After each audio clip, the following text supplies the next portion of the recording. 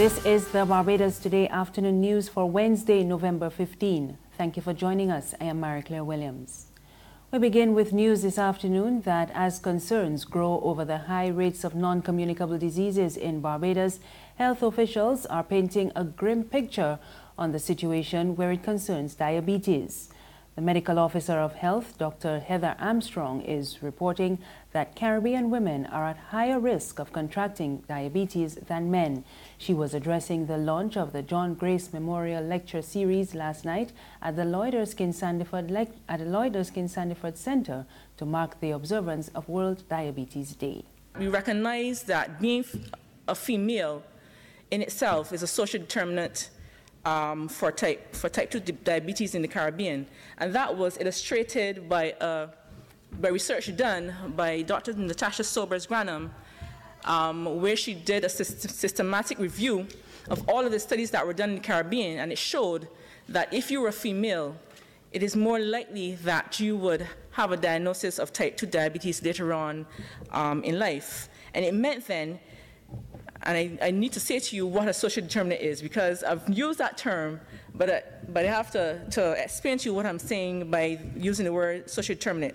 And all that is the conditions in your environment which have an effect on your health, your ability to function, and the quality of life or outcomes that appear in your life. So it could be where you live, it could be what occupation you have, the level of education. Meanwhile, another health official has been examining the effects of the disease on women. Chairperson-elect of the North American and Caribbean region of the International Diabetes Federation, Glynis Beaton, says diabetes sets women further back in efforts for social equality. With approximately 200 million women living with diabetes and an estimate of 400 million in 2045, girls and women living with diabetes experience a number of challenges: power dynamics, gender roles, socioeconomic inequalities that causes this disease to be so dreadful upon them. These factors also affect women's access to health services and health-seeking behaviors. In fact, diabetes has become a part of our daily life, us women. What are some of the signs that are unique to women with diabetes that does not affect men? Even though in type 1 and type 2 they are the same, vaginal itching is not a part of a man's living with diabetes. Pain is not a part of men. And in other news this afternoon, the Queen Elizabeth Hospital today opened its newly refurbished medical records department. It was undertaken at a cost of $600,000 over the past 9 years. And the Director of Support Services at the QEH, Louise Bob, says this is part of the Ministry of Health's efforts to improve its record keeping. We have successfully implemented elements of the electronic medical record in central admissions, in appointments, and in coding and indexing, all within the Medical Records Department. Back in July, we launched the Backfile Conversion Project, which is a major digitization exercise designed to upload patient notes of persons who have had an encounter between 2015 and present into the EMR. To date, we have successfully completed the digitization of oncology records so that very soon our staff in that area will be using the EMR to access patient information. This rollout will take place incrementally across the in- and outpatient services of the hospital. The key benefits that are sure to have a positive impact on patient care are minimizing documentation error and eliminating the missing note phenomena, maximizing cost efficiency by consolidating information in one place, and better coordination and communication between the primary and hospital caregivers, or polyclinic and hospital caregivers. There's regional and international news after this short break. Indulge your every craving at this year's Barbados Food and Rum Festival, November 16th to 19th. Thursday, the festival kicks off at Oyston's. Friday, the Barbados Concord Experience, 8 chefs, 6 mixologists, and the energetic Spice & Company. Saturday, taste the spirits of polo featuring Chef Jason Howard. This would not be Barbados without a beach party. Sunday, enjoy an impressive lineup of Barbadian entertainers at the Hilton for Feet in the Sand.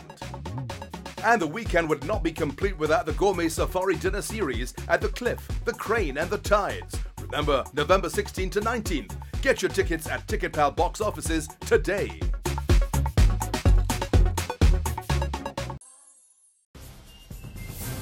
Thank you for staying with us. We're back now with news from the region. And we go to St. Lucia, where the National Security Minister, Herman Guild Francis, says he would consider a special judge to oversee sexual assault cases in an effort to clear the backlog in the courts.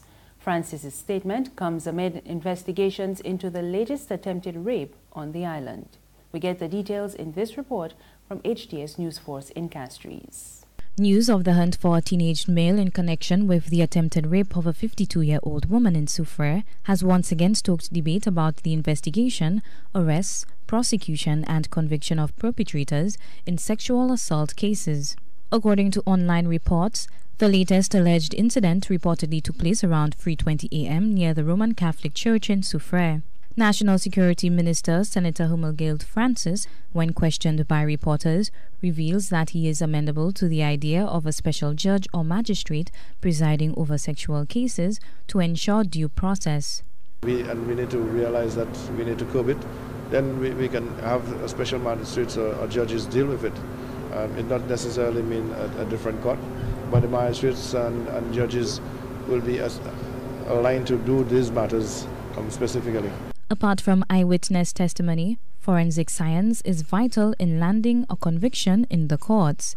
The forensic lab located at Tapio, which was first opened in 2009, was intended to greatly enhance the investigation of crimes and reduce the backlog of unresolved cases in the criminal justice system. The minister reveals that the lab, which was recently reopened following a probe and subsequent operational overhaul, has recorded some success despite challenges in the progress towards full accreditation. I don't want to preempt what will happen later, but my information from the lab is that we are able to link a couple of people who have been already charged for at least one incident of rape to other rapes.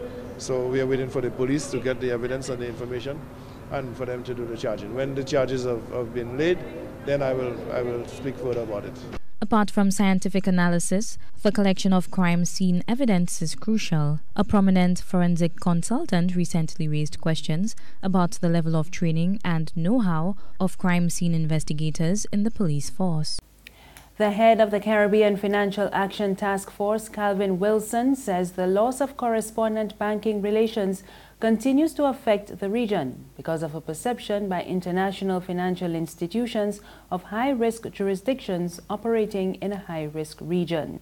But Wilson says he disagrees on the basis that many countries have taken steps to correct the deficiencies in their anti-money laundering and countering of financing terrorism regime.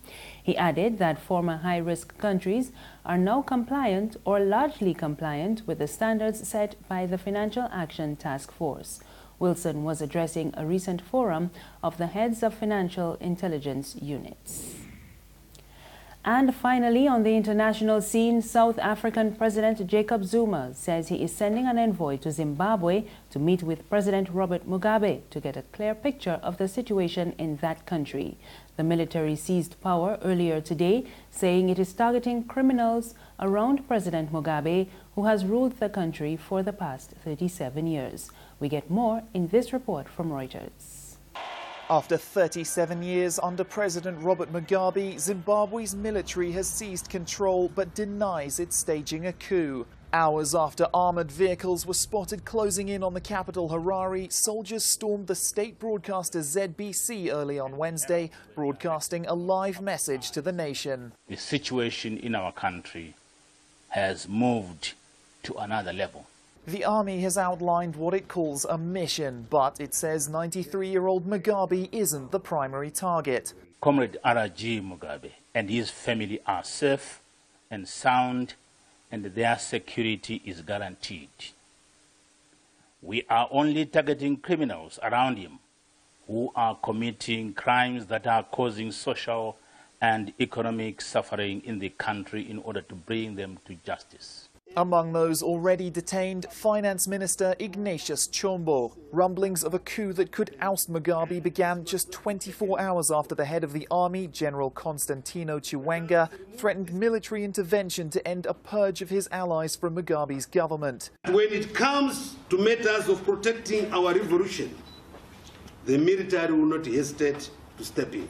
At the center of the purge, axed Vice President Emerson Mnangagwa, who was kicked out last week in what's widely been seen as a move to clear the way for Mugabe's wife, Grace, to succeed her husband as president. That's news this afternoon. Remember, you can get more on our website, www.barbadostoday.bb. You can also subscribe to our e-paper, email updates, and like us on Facebook. We're on Izumi Media in bus terminals and Screenplay at supermarkets and gas stations near you. You can also find us on Mix 96.9 FM. I am Marie Claire Williams. Do have a good afternoon.